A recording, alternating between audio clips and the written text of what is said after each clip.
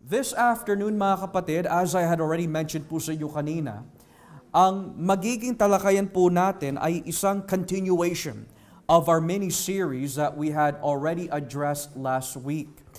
Last week, napag-aralan po natin through means of a question. Alam po ba natin kung ano yung ministeryo na ating pinasukan? Which simply means, do we know what it means to enter into the ministry? We've also come to learn that kapag sinabi po Kristiyano, siya rin po ay alagad. At kapag sinabi po alagad, siya rin po ay Kristiyano. One cannot be a disciple unless one is a Christian. And one cannot be a Christian unless he or she is a disciple. And for that very reason, makikita po natin that ito po ang nagiging steps or procedure or process sa ating mga pinag-aaralan. When a person hears the gospel of Christ, they will repent, they will see the brokenness of their sins, they will cling to Christ for their salvation, not only as Savior, but as well Lord.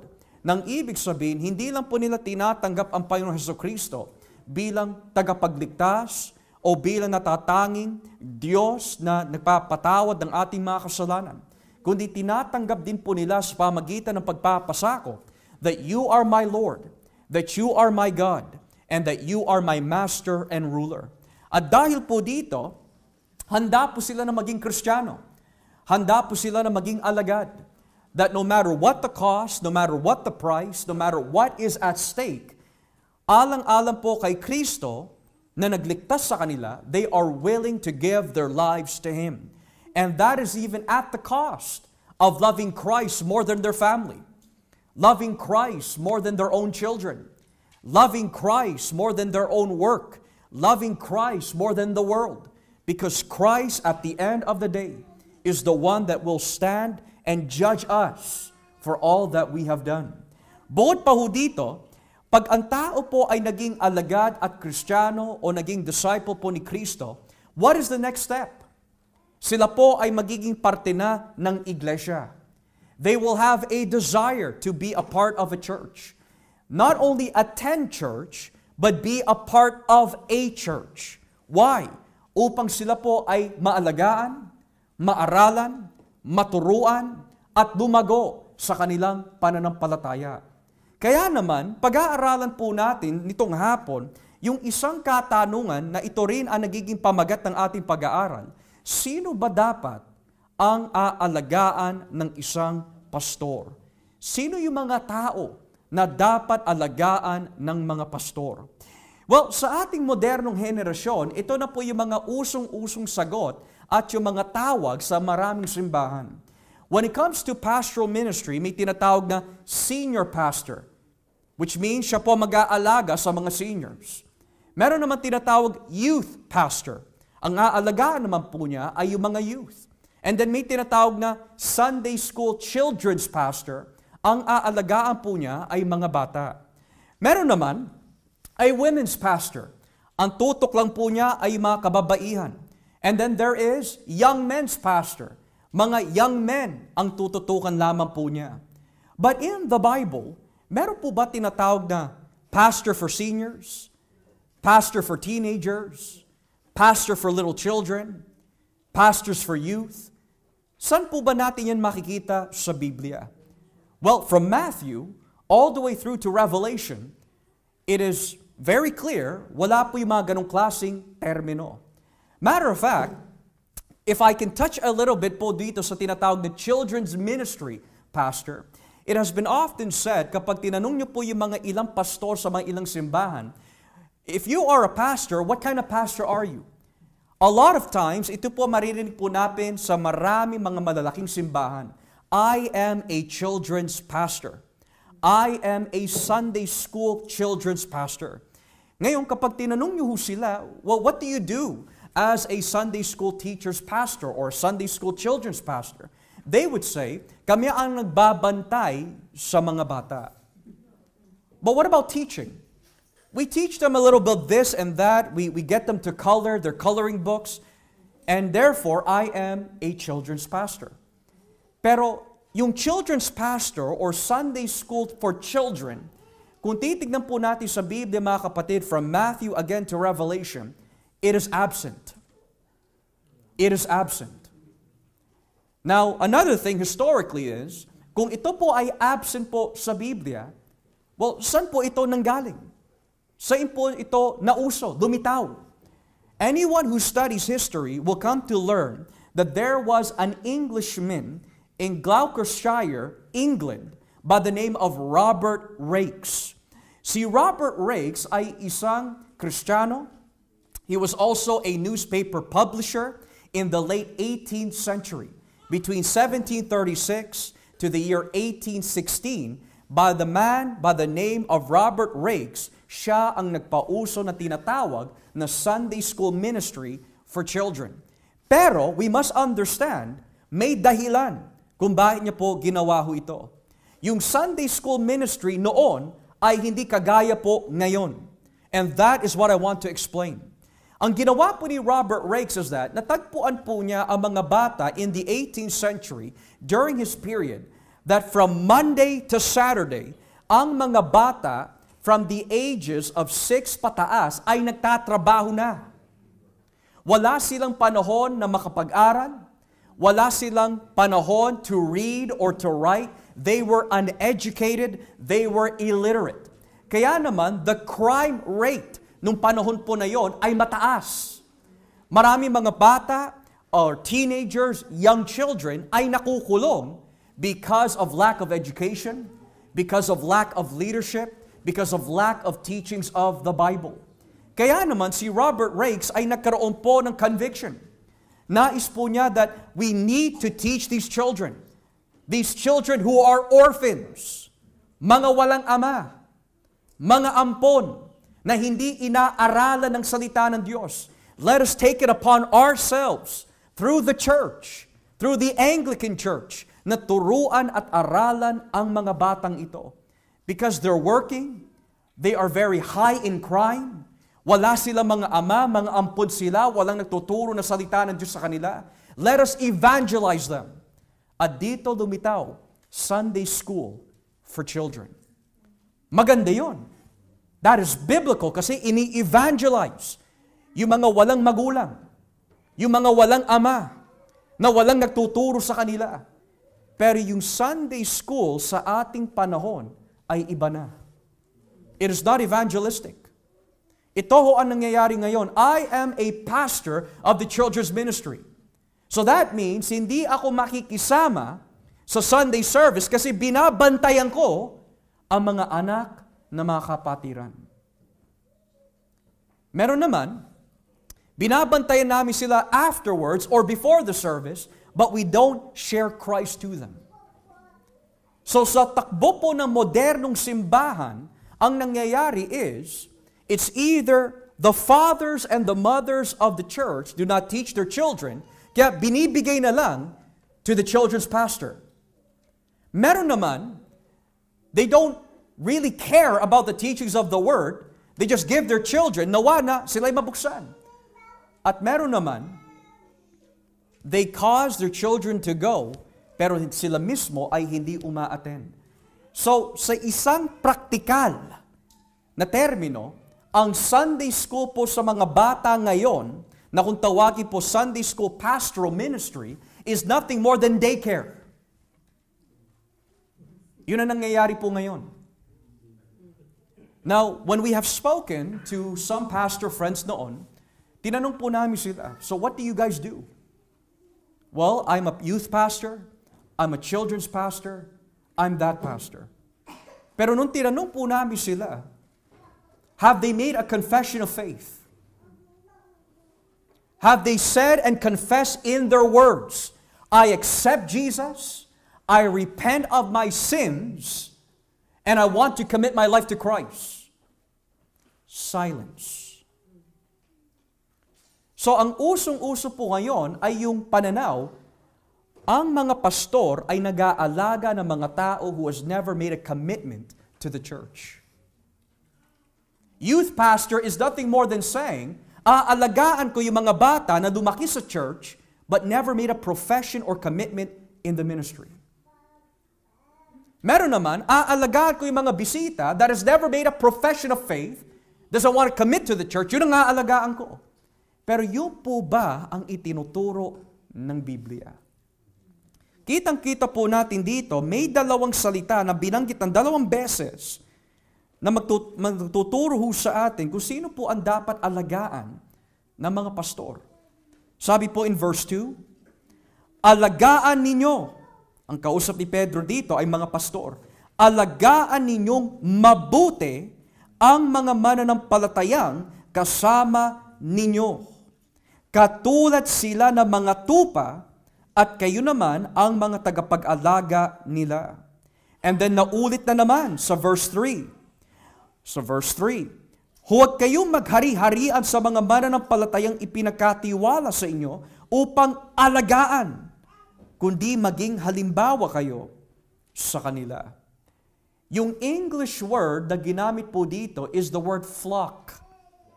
Sa Tagalog, kawan. Alagaan ninyo ang kawan ng Diyos. Alagaan ninyo ang mga tupa ng Diyos. Yung ginamit po na salita po dito na kawan or flock is not your normal Greek word. Kasi when you say the word saints, it is the word hagioi. Or when you say the word believers, pistuontai. Pero hindi hagioi, hindi pistuontai ang ginamit po dito. Poimnion ang ginamit po dito. At ang ibig sabihin po ng salitang poimnion is mga assembly ng tupa. Assembly ng tupa. So sa madaling salita, ang sabi po ni Pedro, kayong mga pastor, bilang isang pastorin, alagaan at tutukan ninyo ang mga tupa ng Diyos. Yan din ang binanggit ni Pablo sa mga pastor taga-Efeso. Kung atin po babasahin in Acts chapter 20. Let us read Acts chapter 20. Acts chapter 20, let us begin here in verse 27. Gawa Kapitulo 20, talatang 27. Gawa Kapitulo 20, talatang 27. Sabi po ng Biblia, sapagkat, this is Paul speaking, wala akong inilihim sa inyo sa aking pagtuturo tungkol sa buong layunin at plano ng Diyos.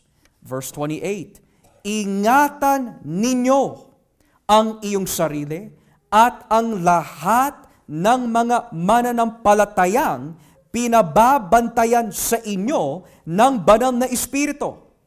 Pangalagaan ninyo ang iglesia ng Diyos na kanyang tinubos sa pamagitan ng kanyang sariling dugo. So sabi po ni Pablo dito, sa mga pastor ng Efeso, the last pastors that Paul would see ever again is that, mga kapatid, in Ephesians, take care of the poimnion of God. Alagaan ang kawan, tupa ng Diyos. Hindi binanggit po dito, alagaan ninyo ang mga bata ng Diyos o mga bata in the church o alagaan mo ang mga matatanda o alagaan mo ang mga youth o alagaan mo yung mga kababaihan, ang mga nakabata na mga lalaki. Ang sabi po dito, alagaan, bantayan ninyo ang tupa ng Diyos. Pero sino po ang nagpapabantay? Ang banal na Espiritu. So inatasan ng banal na Espiritu ang mga pastor na ito that there's only a specific people na kanilang aalagaan. Ang usong-uso po ngayon is, no more membership in the church. Whoever comes, yun na lang ang aalagaan natin. Pero sa Biblia, hindi ho ganon. The reason why you accepted Jesus Christ is for the forgiveness of sins and that you understand that you are broken without Him. Pagkatapos po nito, dadaling ka ng Panginoon sa loob ng local church where you will become a member upang ikaw ay alagaan. So yung mga tupa na binabanggit po dito are not visitors. They're not people who attend once or twice in the church. or 3 times, or 11 times, or 50 times in the church. Ang pinababantayan at pinapaalagaan po ng Panginoon Jesucristo sa mga substitute shepherds ay walang iba kundi ang mga tupa o nag-commit sa simbahan ng Panginoon Jesucristo. That is what the Bible teaches.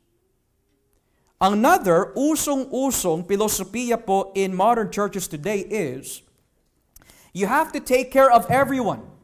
You must take care of visitors, you must take care of unbelievers, you need to take care of everyone. Pero there is a difference with being kind. There's a difference between entertaining, and there's a difference between taking care of. Ang filosofiya po ngayon is kailangan i-follow up ang lahat ng mga bisita. And that's true. Pero not to the point every single day na sila na ang aalagaan. Matter of fact, kahit nga po yung salitang follow up o pangangamusta ay nakatuon din sa mga tupa. Basahin po natin dito sa Aklat ng Mga Gawa, Kapitulo 15, Acts chapter 15. Kahit po ang pagfa-follow up ay para lamang sa mga tupa ng Diyos, beginning at verse 36. Gawa 15, talatang 36. Acts 15, verse 36.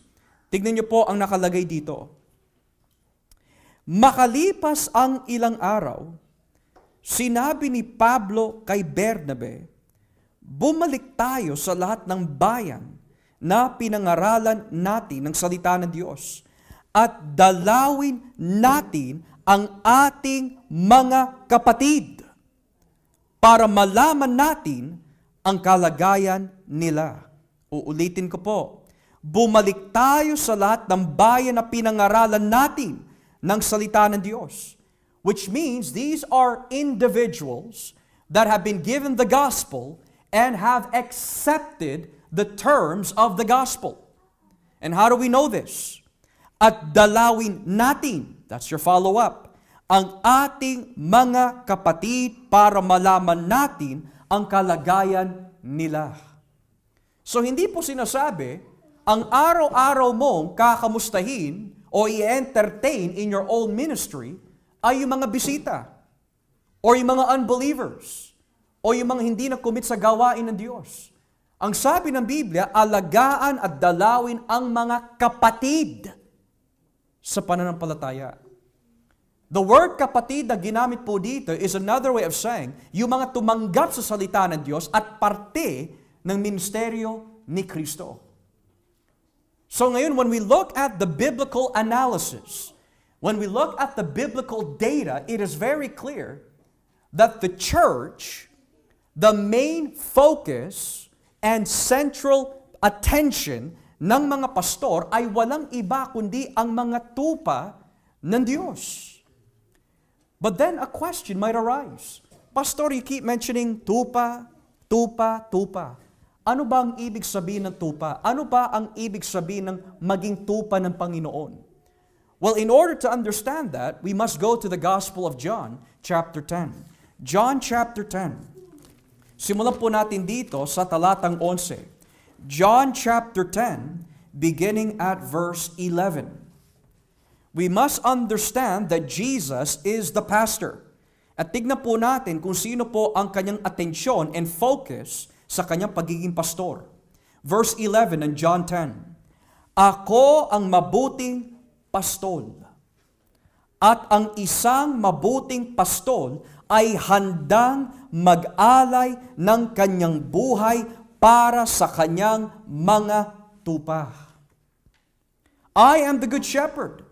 The good shepherd lays down his life for the sheep. And then, inulit na naman mga kapatid in verse 14. Kung ibababa po natin ang baso sa talatang 14. Ako ang mabuting pastol. Kung paano ako nakikilala ng aking ama at kung paano ko siya nakikilala, ganyan din ang pagkakakilala ko sa aking mga tupa at ang pagkakakilala nila sa akin. At iniaalay ko ang aking buhay para sa kanila. Now, it is interesting kasi in the Gospel of John, pati na rin po sa mga ilang Gospels such as Matthew, Mark, and Luke, the authors of the New Testament Gospels ay nagbibigay po ng mga metaphors sa pamagitan po ng mga hayop. Halimbawa, if we do a test case, kapag sinabi po natin yung hayop na ahas, what comes to mind? Si Satanas. When we think about the hayop na dove o yung ibon na dove, what comes to mind? We think of the Holy Spirit. O kapag sinabi po natin yung salitang aso, we think of Gentiles, the Syrophoenician woman, or false prophets, ayon sa 2 Peter. Ngayon, kapag sinabi po yung hayop na sheep, what comes to mind? Yung mga tumanggap at nagpasakop sa salita ng Diyos. So sinabi ni Kristo po dito, ibinibigay ko ang aking buhay para sa mga tupa. Hindi sinabi, binibigay ko ang aking buhay, inaalagaan ko ang mga ahas, mga baboy, mga aso. Hindi ko ine-entertain yung mga iba, kundi ang ine-entertain ko lamang, iniaali ko lamang, ang finofocus ko lamang, inaalagaan ko lamang, ay mga tupa. Na ano po ba ang katangian, karakter ng isang tupa? Basahin po natin ang talatang 27. Verse 27, talatang 27. Sabi po ng Biblia, nakikinig sa akin ang aking mga tupa. Kilala ko sila at sumusunod sila sa akin.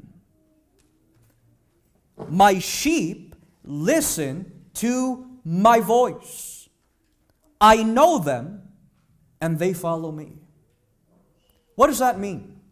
Kapag ang salita po ng Diyos, when the gospel is given, ang mga tupa ni Kristo will receive it. They will obey it. They will submit to it.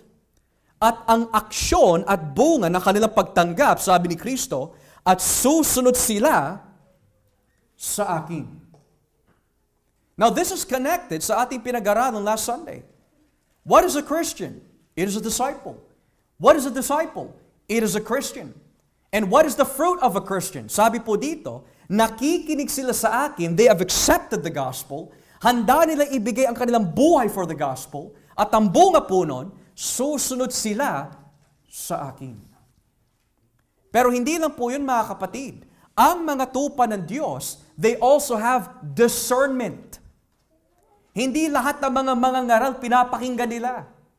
Nang ibig sabihin, porket Kristiyano lang ito, Kristiyano yan, makikinig na agad sila. Kundi ang mga tupa, they have discernment that comes from the Word of God and from the Holy Spirit. Well, how do we know that? Well, let's begin here in verse 3. Itaas po natin ang basa sa talatang 3. Tignan niyo po, verse 3. Pinapapasok siya ng tagapagbantay sa pintuan at kilala ng mga tupa ang boses niya. Tinatawag niya ang mga tupa sa kanilang pangalan at inilalabas sa kulungan. Verse 4. Kapag nailabas na niya ang mga tupa, nauuna siya sa kanila at sumusunod naman ang mga tupa dahil kilala nila ang boses niya. Verse 5. Ngunit hindi nila susundin ang iba. Sa halip ay agad pa nga nila itong lalayuan dahil hindi nila kilala ang boses nito. So sino po ang tupa ng Diyos? Ang tupa ng Diyos ay Kristiyano. Ang tupa ng Diyos ay alagad ni Kristo. Ang tupa po ng Diyos ay nakikinig. Kapag sinabi nakikinig, hindi defensive. Hindi mahirap turuan.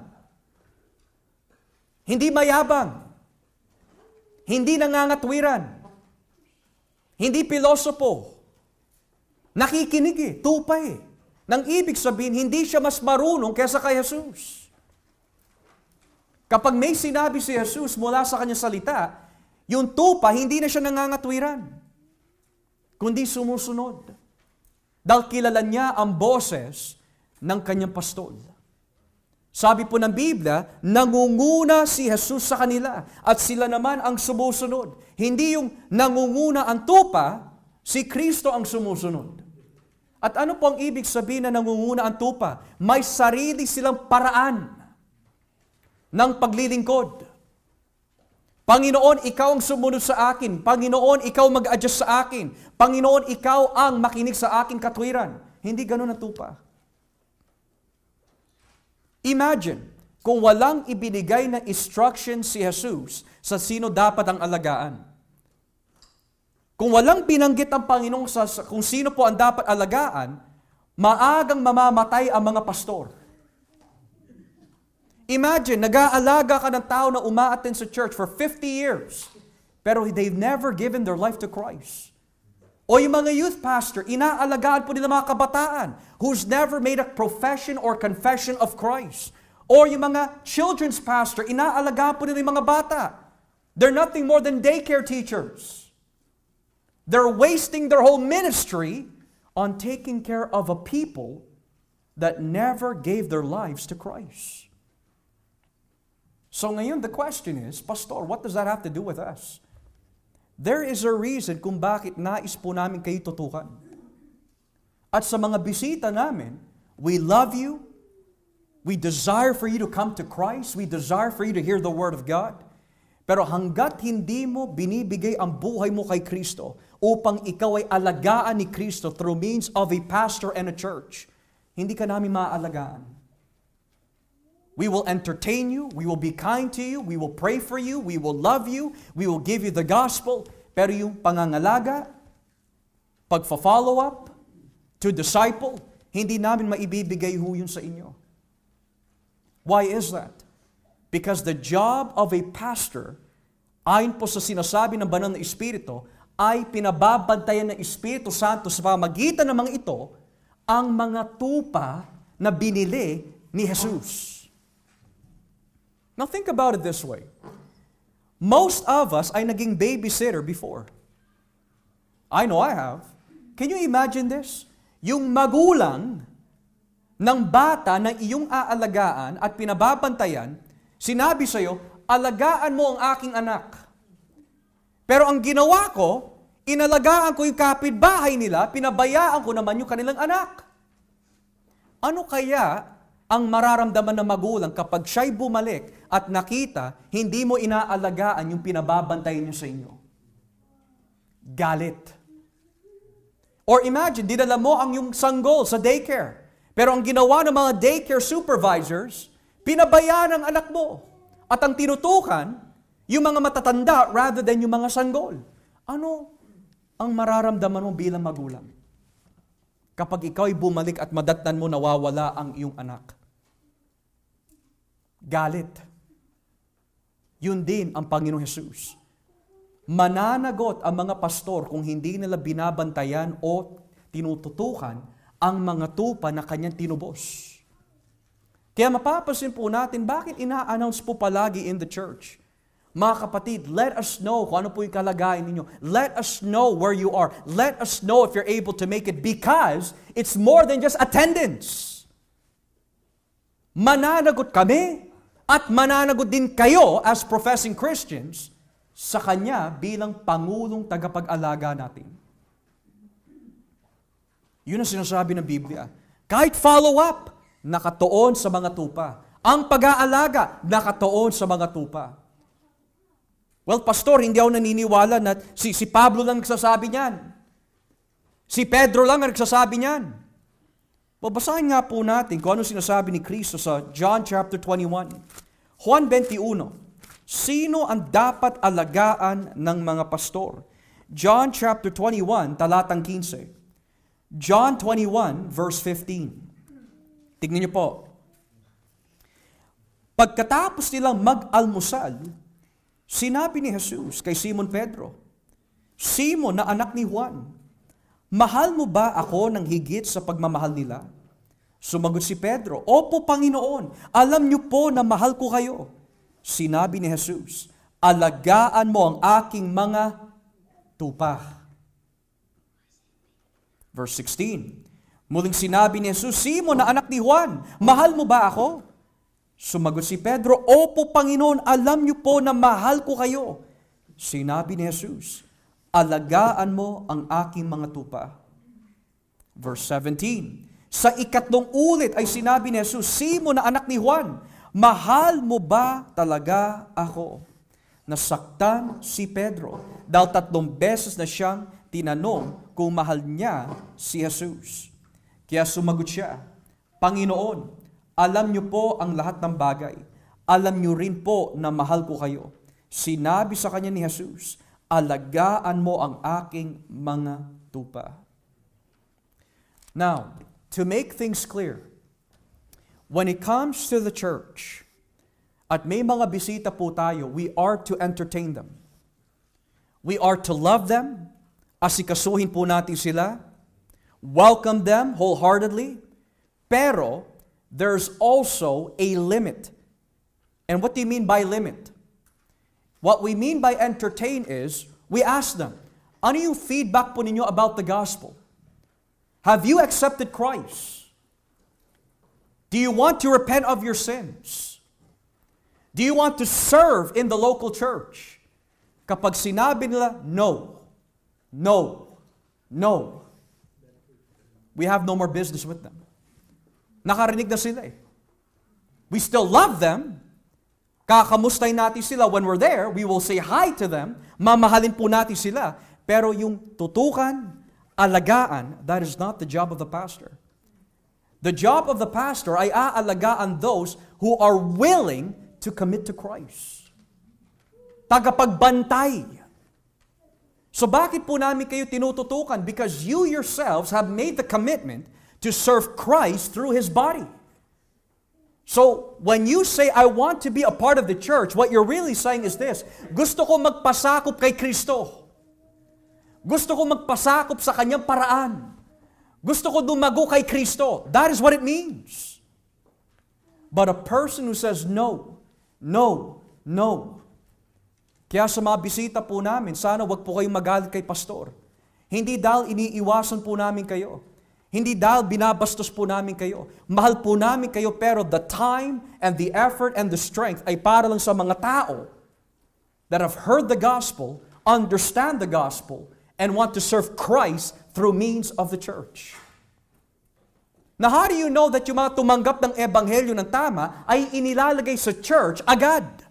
Well, basahin po natin in Acts chapter 2. Gawa kapitulo 2. Dito po natin makikita kung ano po nangyayari sa mga taong tumanggap ng ebanghelyo at saan sila inilalagay.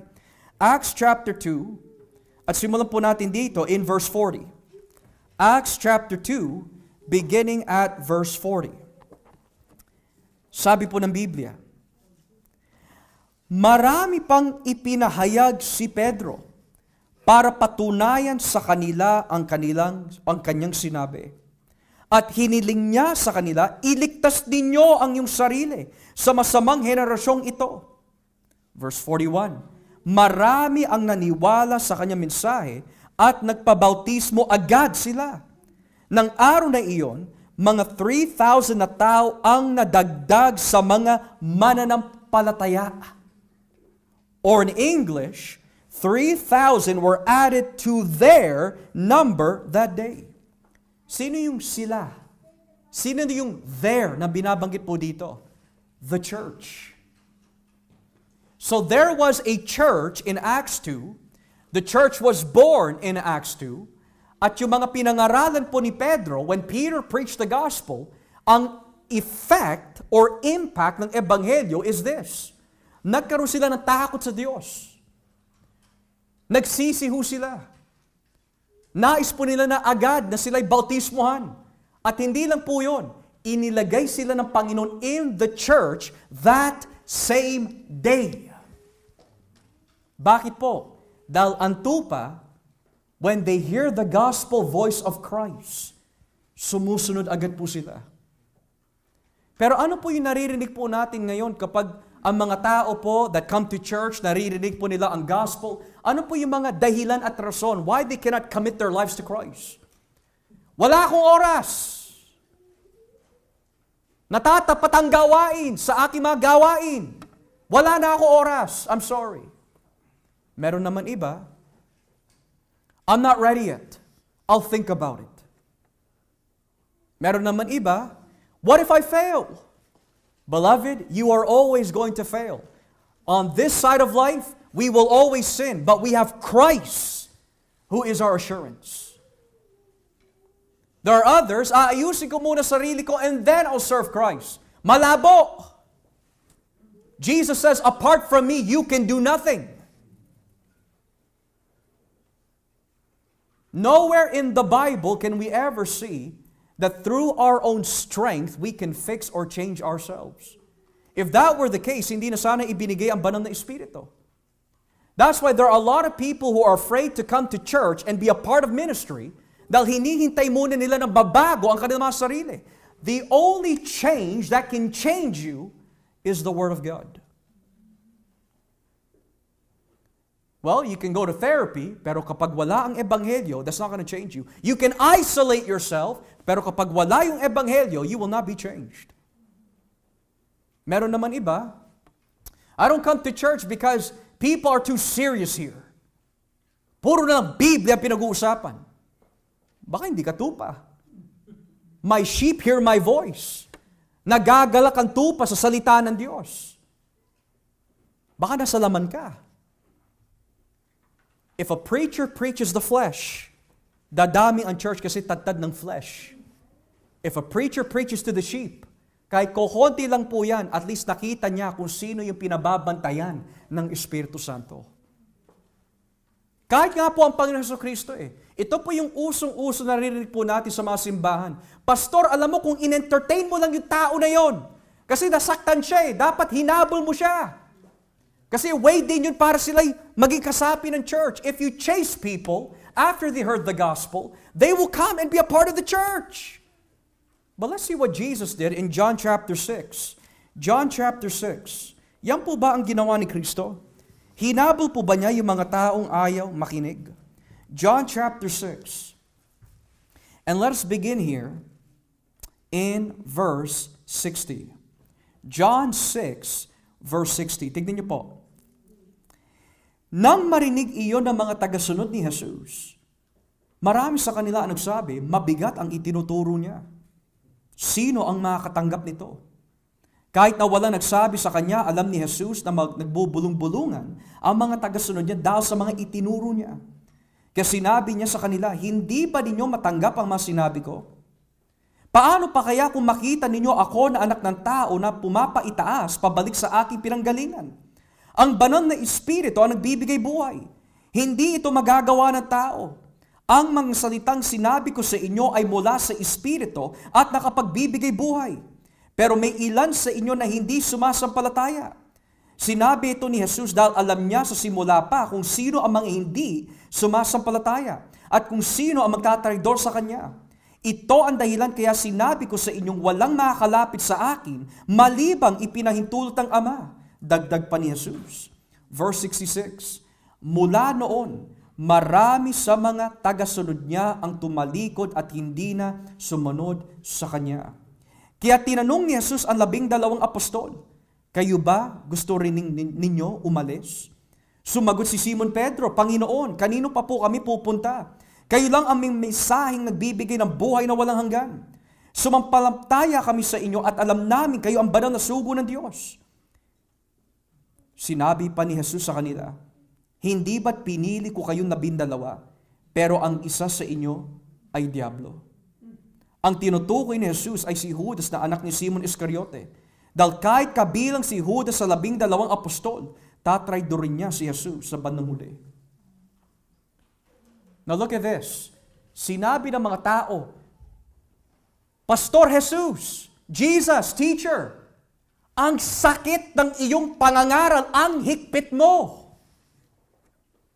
Baka hindi nila matanggap. May sinabi po ba si Jesus na, sige mga alagad, hahabulin ko sila. Sige mga alagad, hahabulin ko yung mga ayaw tumanggap. No, ang sabi po ng Biblia, the only way na matatanggap ng tao ang aking mga salita is if the Holy Spirit opens his heart through the Word. Kaya nga sabi po niya, the Spirit gives life. There is no entertainment, there is no form of kindness, there is no innovation on our part na makapagbibigay buhay sa tao unless the Word of God through the Holy Spirit opens their mind. Sa ating modernong henerasyon, ito na po uso. Just be friendly with everyone. Don't tell them about sin. Make jokes with them. take them out to coffee without the gospel, and you'll bring them to church. Pero si Kristo iba. He was kind. He was loving. He was compassionate.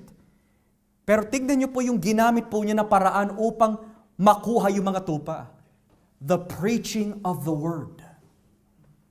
Nang ibig sabihin, kapag ang tao po ay nakarinig na ng salita po ng Diyos, wala na akong magagawa.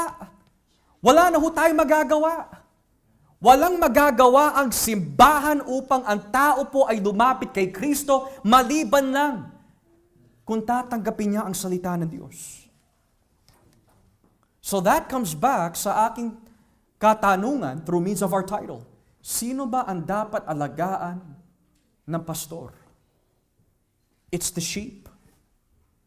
Pastor, tupa po ba ako? Well, ang tupa, they have a desire to hear God's word.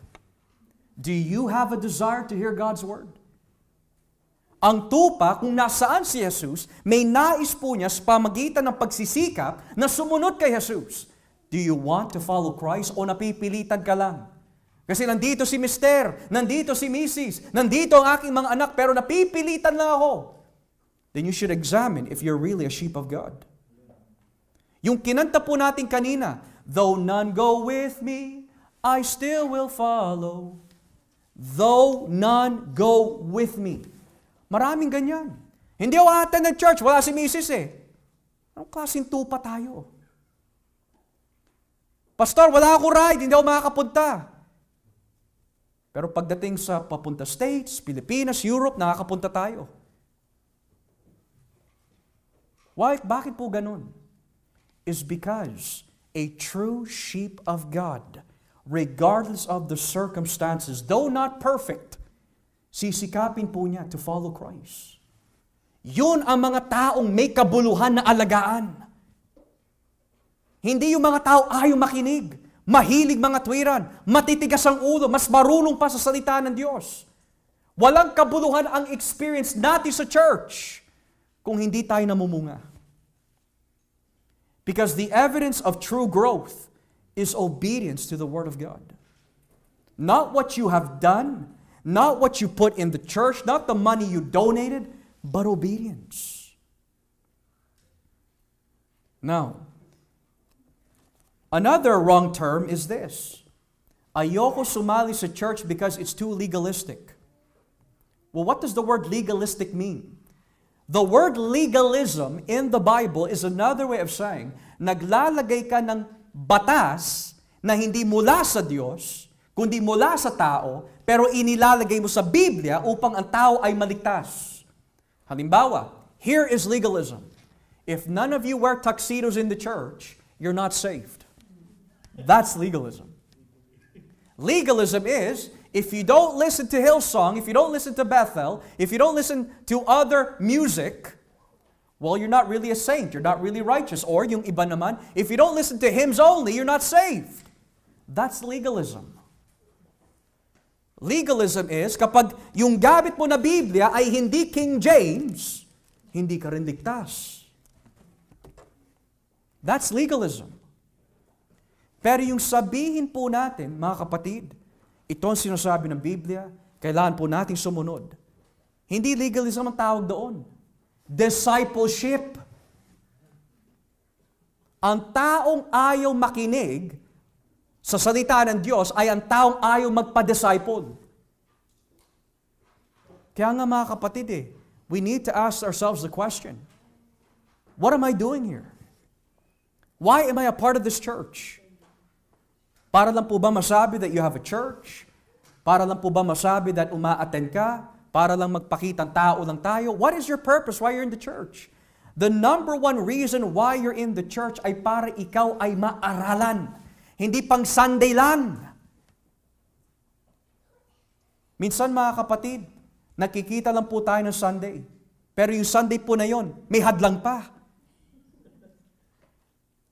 Pastor, alam ko hindi tayo nakikita from Monday to Monday, pero yung Sunday siguro mauunawa naman ako ng Diyos Anong klaseng alagad ang tawag doon?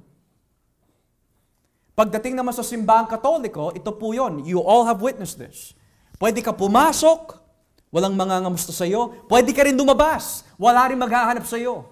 Kaya yung ganong klaseng kaugalian, dinadala din natin in a biblical church.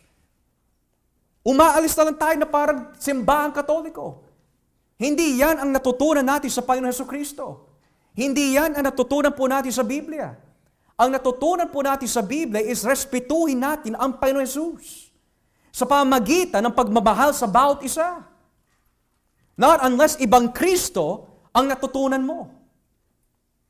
Kristo ng kabastusan, Kristo na makasarili, Kristo na kayabangan, anong Kristo ang pinag-aralan natin?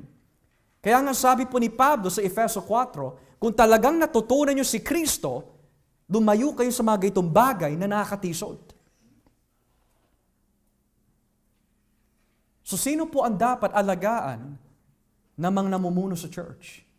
Ang mga tupa. Tayo po ba mga kapatid ay tupa? Ang sheep is not perfect.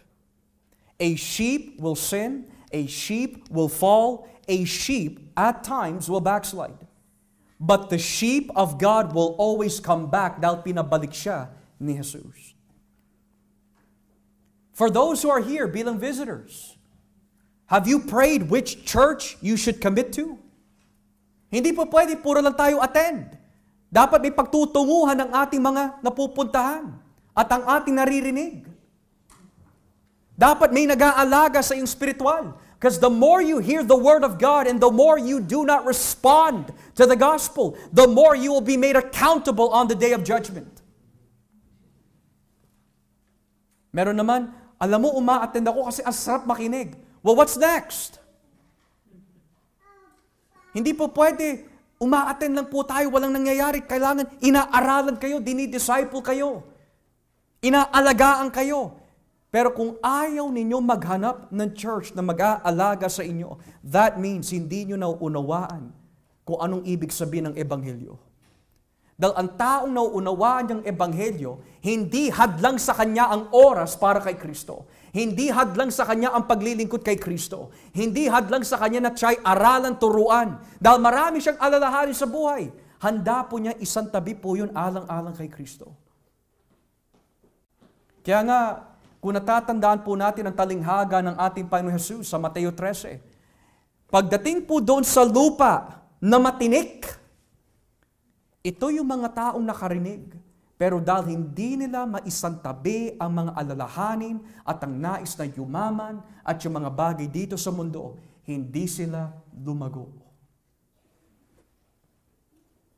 Tayo po ba lumalago, mga kapatid? Pastor, anong ibig sabihin ng paglago? May patience naman ako eh. That's the fruit of the Spirit. May love naman ako. That's the fruit of the Spirit. Pero the meaning of paglago is this. You will know that you are growing. That when the Word of God is given, regardless of what that commandment is, you are willing to obey it. Halimbawa, may puot at galit ka. May puot o galit ako kay Brother Jern. May sama ako ng loob kasi hindi ako binigyan ng cookie or something. Ngayon, kapag sinabi ng Biblia, patawarin ko ang aking kapatid, medyo nahihirapan ako, pero Panginoon, alang-alang po sa inyo, I love you, I want to obey you, I want to forgive Him. Kapag tinanggap mo yun at pinamuhay, lumalago ka. You're growing. You're growing from what? You're going from immaturity to maturity. Immaturity doesn't forgive. Maturity does. You're growing. O let's say, mataas ang ere natin, mayabang tayo, matigas ang ulo. Ikaw yung tao mahilig mga tuwiran. Kapag ibinigay na ang salita ng Diyos, hindi ka defensive. Hindi ka yung tao that kapag pinagsabihan ka, defensive ka. Hindi. Pag masakit ang salita ng Diyos at nanggaling sa Biblia, agad mo tinatanggap kasi lumalago ka. Pero napakahirap turuan ang mga tao who is unteachable. Yun ang sinabi po ni Kristo sa mga apostol eh. Preach the gospel, baptize them in the name of the Father, the Son, and the Holy Spirit, teaching them to observe these things. Well, sino po ba yung tinuturuan? Yung mga may teachable attitude. Napakahirap na i-disciple ang tao masyado marunong na. Dahil ang karunungan, When it is applied, nakikita unang-una sa ating personal life, sa loob ng tahanan, next is the church. Do you have a teachable attitude? Hindi tayo magkakasundo. Lagi kita tututukan. Lagi kita didisiplinahin kasi ayaw magpasakop eh. Pero ito ang matindi. May hangganan din ang pagdidisiplina. Daw sabi ng Biblia, kapag ang tao ho ay hindi marunong magpasakop at magsisi sa kanyang mga kasalanan, kakausapin na siya ng sarilinan. Kapag hindi pa rin nakinig, kakausapin na siya ng 2-3 tao. Kapag hindi pa rin nakinig, kakausapin na siya ng buong iglesia. At kapag hindi pa rin siya nakinig, tatanggalin na po siya ng Panginoon mula sa iglesia. Kaya hindi po pwede in the church, papasok tayo sa ministeryo ng Panginoon, ikaw masusunod. Ang Biblia ang masusunod, hindi tayo. Hindi po pwede papasok tayo dito, mag-aasta po tayo na parang tayo yung pinakamataas, hindi si Kristo ang pinakamataas. Kapag pumasok tayo sa ministeryo ng Panginoon, tayo ang mag-a-adjust sa Kanya, hindi siya ang mag-a-adjust sa atin. Kaya ngayon na pag-aralan po natin last Sunday, alam mo ba kung ano yung pinasukan mo? At ako'y nagpapasalamat sa Panginoon, mga kapatid, na marami ho sa atin, hindi ganun.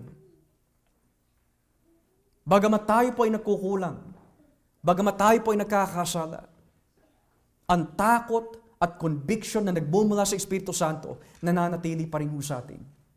Pero nakakatakot yung mga taong wala ng conviction. Kapag manhid na ang puso mo, matigas na ang puso mo na parang bato, maaari, nagpapakita ka ng mga senyales na hindi ka tupa ni Kristo. Ang tupa ng Diyos will sin, but there is fear and conviction that will come. So I want to make it very clear, mga kapatid, bilang sagot sa iyong mga katanungan, Pastor, bakit? Pastor, bakit? Pastor, bakit? Sino ba ang dapat tutukan? Sino ba ang dapat alagaan? Yung mga taong tumanggap ng Ebanghelyo at handang magserbisyo para sa Panginoon. Mga bisita, babatiin natin sila, mamahalin natin sila, kakamustahin natin sila, pero yung pag-aalaga ay para lang po sa mga nagpakumbaba sa harapan ng Panginoon. Are you the sheep of Christ? Yes, I am. Then what are you waiting for? Will you serve God or will you take your time?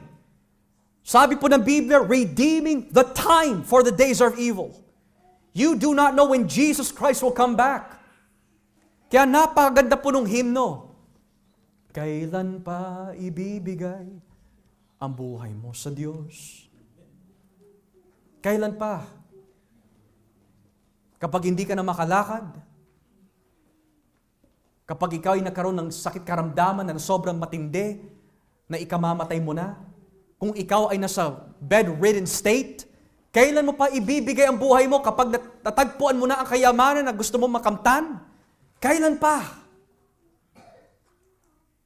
Ang tupa ni Kristo, ito ang bukang bibig niya.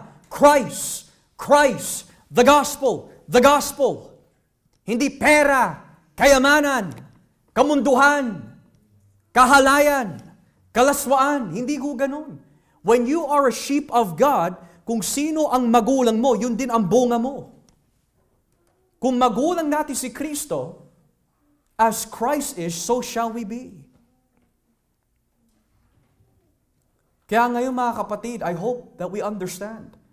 Kung kayo'y tinututukan ni Pastor, hindi dahil marami kayong ginagawa masama, hindi dahil wala na kayong ginawang tama, kundi dahil kayo ang pinababantayan ng Espiritu Santo sa amin.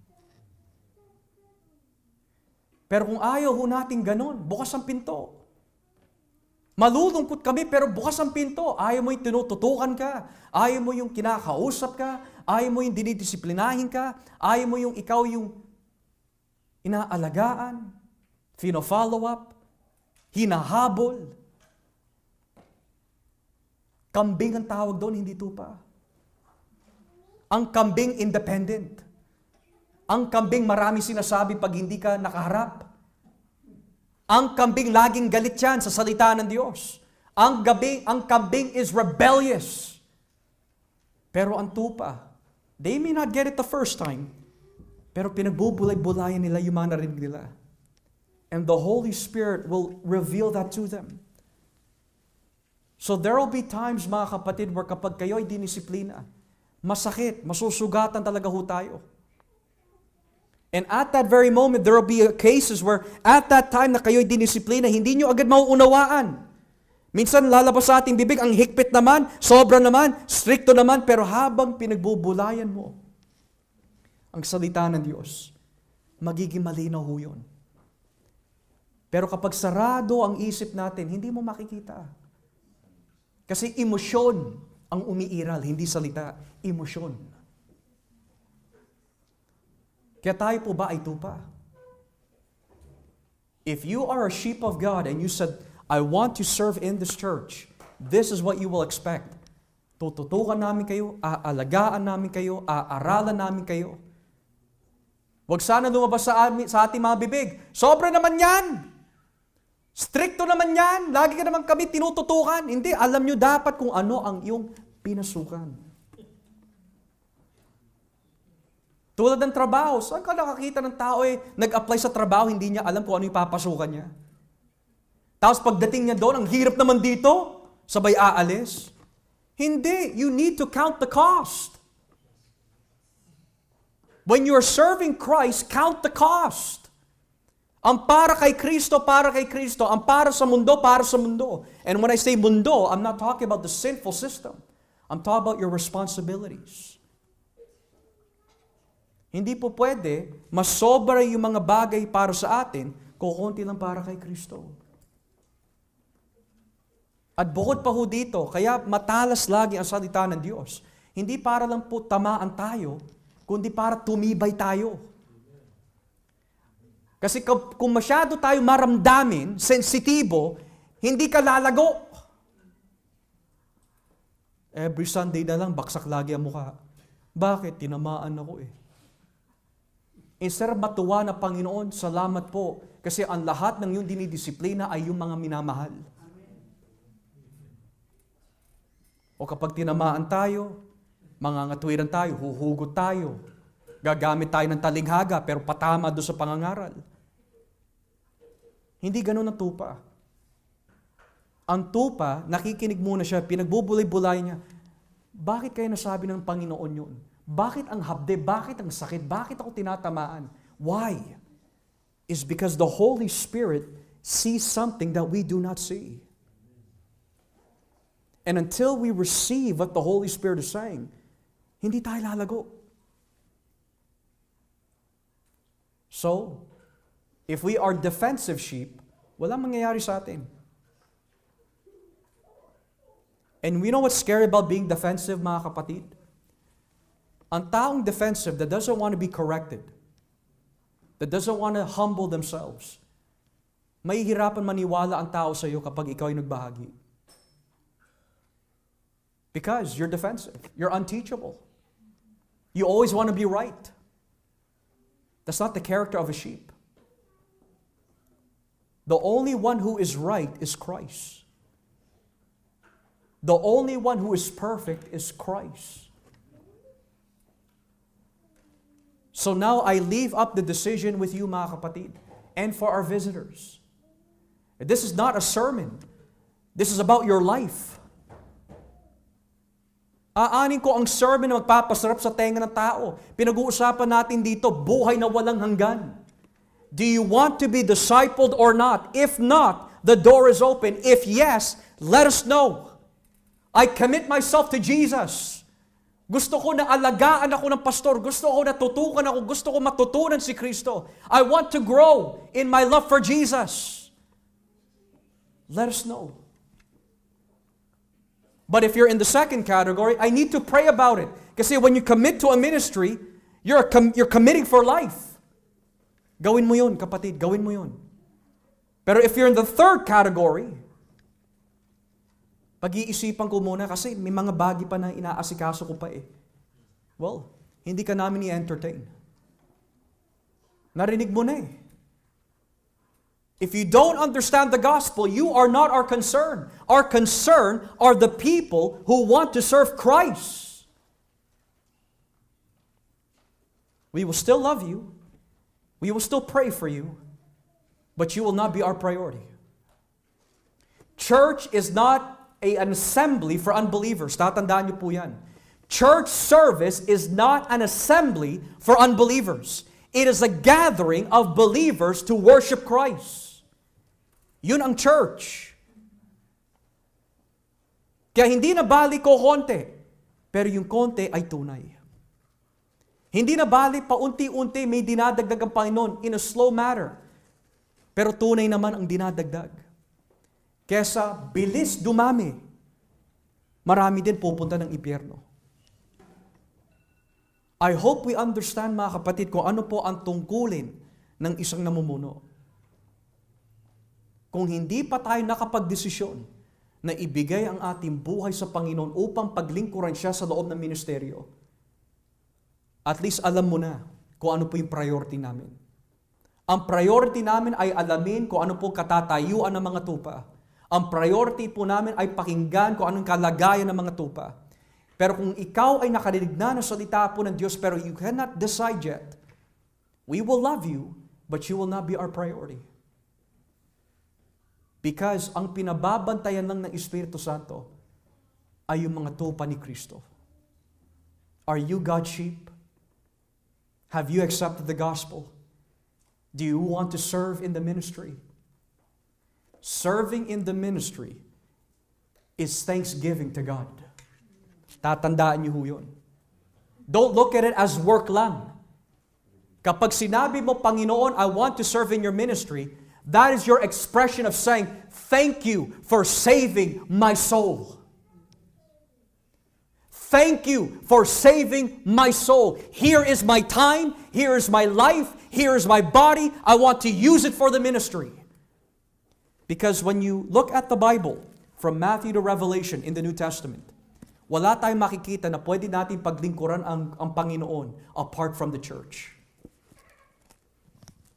Read anything in the New Testament, you will never find you can serve Christ apart from the church. There's always a connection with a church. You won't find it. To the church of Ephesians, local body yun. To the church of Galatia, local body yun. To the church of Philippians, local body yun. To the church of Corinth, local body yun. It's always in the context of the church. Kaya huwag tayo makikinig sa mga naririnig natin na pananaw sa labas. I am the church. I don't need to be a part of the church. I am the church. Well, the church has many members. Paa ka. Pero where is that foot or feet belonging to? When you say your church, you're a member of a body. Kung ikaw ay mata, mata nino? Ilong ka, ilong nino? Paa ka, paa nino? Well, paa ako nito, paa ako niyan. Hindi po pwede ganun. Ang katawan ay hindi 4 o 5 paa. You have to be a part of a body. At ito pa ang malupit, mga kapatid. Yung mga ganong klaseng pananaw, well, I can go to any church I want kasi iisa naman kami. Great. Paano mo mapapamuhay, magpasakop pa sa pastor? Which pastor ka magpapasakop? Paano mo mapapamuhay, alagaan mo at turuan mo at makipag-fellowship ka sa mga kapatiran? Which kapatiran? When it comes to decisions in the church, which church do you have to make a decision for? Hindi po pwede ganun. Ang Diyos ay Diyos ng kaayusan. Pastor, committed na ako sa Pilipinas, nandito ka eh. Pastor, yung pastor ko nandun, nandito ka nga. Hindi po pwede nagpapasakop ka doon, pero hindi ka niya matutukan physically kasi wala ka doon eh. Walang tinatawag na long-distance pastoring. Yan ang uso-uso po ngayon. Wala na pastor, TV na lang. Doon na lang makikinig. Hindi yun ang tinuturo ng Biblia. So my invitation to you all, mga kapatid, sa mga membro ng simbahan na ito, Kung hindi mo nauunawaan, I pray maunawaan mo na. Huwag tayo maging matigas. Magpakumbaba tayo kay Kristo. Matutunan po natin makinig sa Kanya. At sa mga bisita po namin, hindi importante po sa akin yung dami ho. Ang importante po sa amin mga kapatid, and for those who are visitors, is that you serve Christ. Do you want to serve Jesus or not? If not, we will continue to share the gospel to you. We will continue to pray for you. Pero hindi ka namin magiging priority. Sino ang dapat alagaan ng pastor? Ang mga tupa ng Diyos. Ang kawan ni Kristo. As we pray.